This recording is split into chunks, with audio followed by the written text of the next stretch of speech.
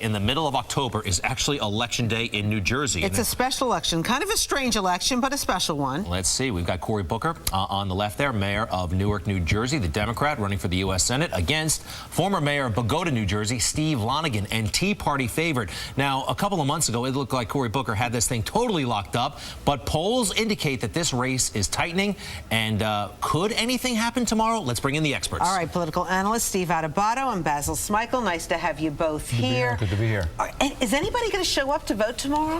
14 people. Oh, there's got to be a lot of interest. I hear it on the radio all the time, seriously. Well, there's a lot of interest, but remember, there was a national network correspondent who's supposed to know politics on another network, a lesser network, yesterday, who said, make sure everybody gets out to vote on Tuesday for the special election. He said it 4 times, and you know who I'm talking about. Well, in fairness to him, it's weird to have it on a Wednesday. Yeah, but that's the point. The point is, when this election was set for the Wednesday, the campaigns are responsible, we in the media are responsible, but the vast majority of people who were questioned as to whether they're going to vote in this election, they said, sure, Tuesday. They're confused. People have to remember, it is not today, it is tomorrow, Wednesday, and that's a big challenge for people. Right. Basil, who do you think is going to win? You know, I still think Cory Booker is going to win. I know the numbers have tightened over the last couple of days. I think the last poll had him up only 10 points. Which poll?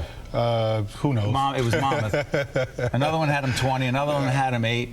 But I'll tell you what, those polls I think are tricky because it's a Wednesday, and doesn't that confuse things? It does confuse things, but I still think Cory's got the best shot here. I think, you know, there's been an attempt to tie Lonigan to what's going on nationally. I don't even think that matters so much. Cory's such a rock star, not only mostly out of New York State, out of New Jersey, but I think the fact of the matter is he's going to win it. You know, you talked about New York State yesterday. There was a lot of talk about where Cory Booker lives, and you know, where's he live? In Jersey, right? Well, in the media, we've heard things like he's got an apartment in New York City, and maybe he doesn't live in Jersey, in Hoboken. I mean, yesterday that was brought up. Lonigan went to where he lives, and where he votes out of, and there are some people in Newark who are Cory Booker's enemies, who of course give Steve Lonigan aid and comfort and say, well, we never see him in the neighborhood.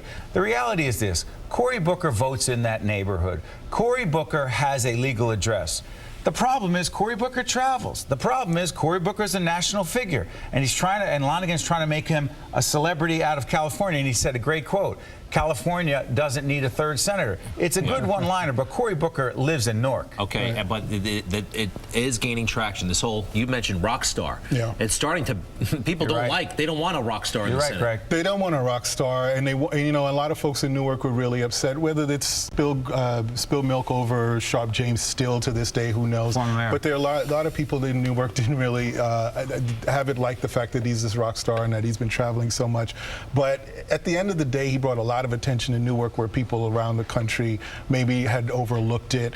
He brought a lot of money into the city, and I think he left it better than when he got there. I don't disagree, but here's the double-edged sword. In one of the polls, the Monmouth poll, what they said, Greg and Rosanna, almost 50% of the people who were polled said, yeah, Cory Booker's a smart, intelligent guy. We think he can make a good United States Senator. But 50% of the people said, we believe he's less interested in representing in New Jersey and more interested in national office. You know what? You could say that about any of the politicians. Agreed. But here's the only problem for Cory Booker. It has been said about him from day one. He's been on this show many times. We always talk about him as a national rock star, not a New Jersey rock star, not a Newark rock star. And that is a rap on him. You could say, well, that's a good thing. The problem in Jersey is you've got to be seen as a Jersey guy first.